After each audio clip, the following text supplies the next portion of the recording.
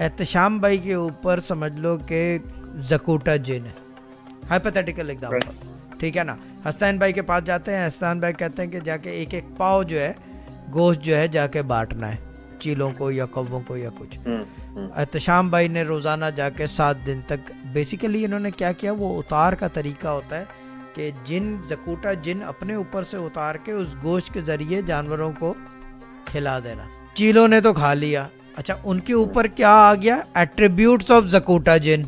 चील तो वो नहीं कर सकती कि ज़्यादा वो करे, लेकिन वो ये तो कर सकती है कि उसके जो एट्रीब्यूट्स हैं कि इंसानों को नुकसान पहुंचा दे, क्योंकि शैतानी तो जिन है।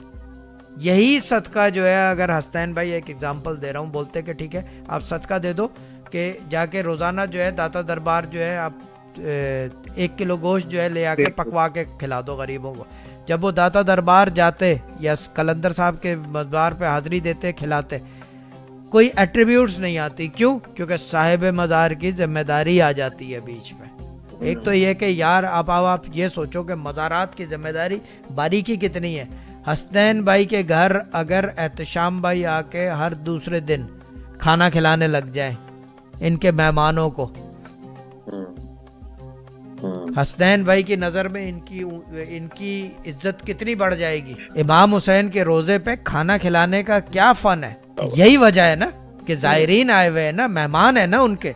देखिए मैं गया, हसनैन भाई गए, आप गए, सब मेहमान है ना मौलाए कायनात के, क्या कहते हैं, नजफ के, हम मेहमान हैं।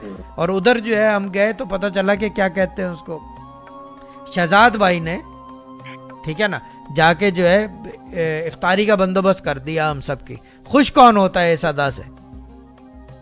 इमाम हुसैन खुश होंगे, इमाम हुसैन या हजरत अली खुश होंगे ना, जो उनका मज़ार है कि यार हमारे मेहमानों को ये होते थे काम। लेकिन अब वो मसला ये है कि ये जो गोश्त वाला चक्कर है ये आमिलों वाला स्टाइल है।